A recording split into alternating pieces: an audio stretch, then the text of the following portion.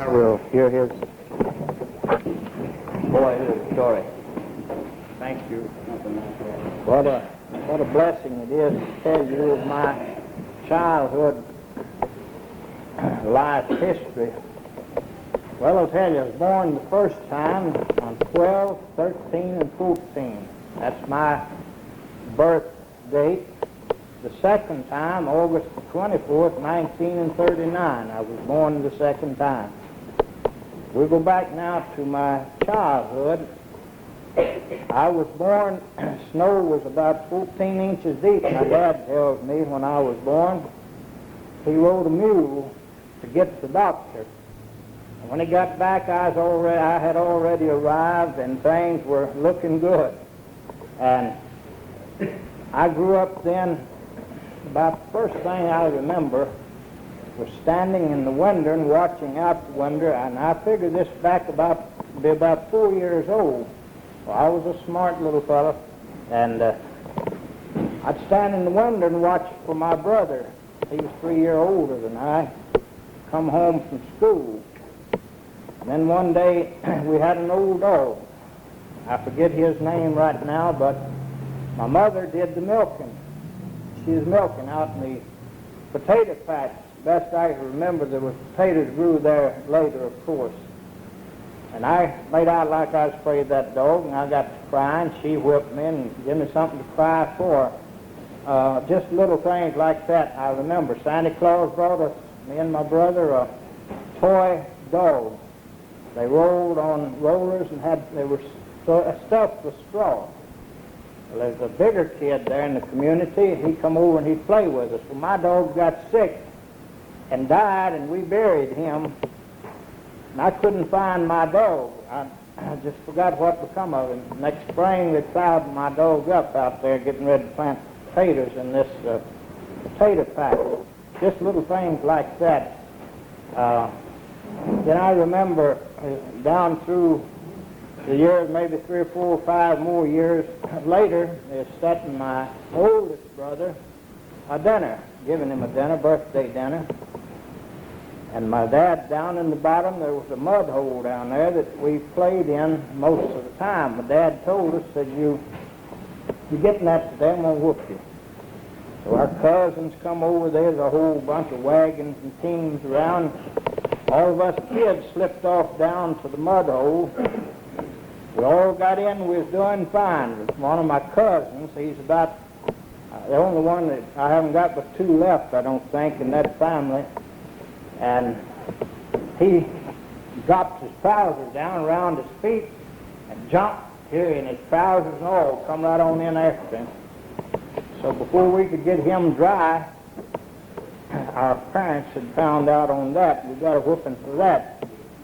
So there used to be we had an orchard and had a peach tree, and he kept that thing pruned, cutting switches. That's why I preach switch them instead of paddling them or putting the butt to them. You won't hurt them with a switch. You can sting them pretty good. My dad has cut the blood out of us with switches. Now you can do that too. But he whipped us. When he got ready to chastise one of us, he went down, he got down to business. So then, let's see, I don't know, about 13 years old then. I've told this here, but I'm going to tell you kids now, don't ever believe that turpentine won't burn. Me and a friend of mine, my parents was gone, he come over to stay all night with me, and we had a little old kitten there, and we turpentined him. We got his corn cob, and got everything just ready, and we put the turpentine to him. And he wouldn't move. I struck a match to him, and it just exploded like that. And here he went. He come in running the house. Well, I got him out of the house. He was flying. He couldn't be still. And he come out of the house, made for the barn, run under the corn crib, but that blaze was about that long, he couldn't stop. He had to keep going.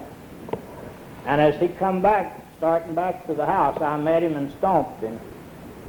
So when my dad come in that evening, he said, what happened to the cat? I said, well, he was in the house. And we was trying to get him out of the house, and he jumped in the fireplace, caught fire. So I got one for that also. Then I grew on up to be where I ought to have some sense. I began drinking a little, running with the crowd, and I finally run into a little girl, 2 years younger than I was, and that was my wife. We got married after 2 years, and I was 19, she was 17, and we haven't lived happily ever after. There's been some conflicts. I'll tell you this, let me drop back to where I was. I was going to tell you, I was the middle child in the family. I have 2 brothers who did have older than me and 2 sisters younger. I was the middle one.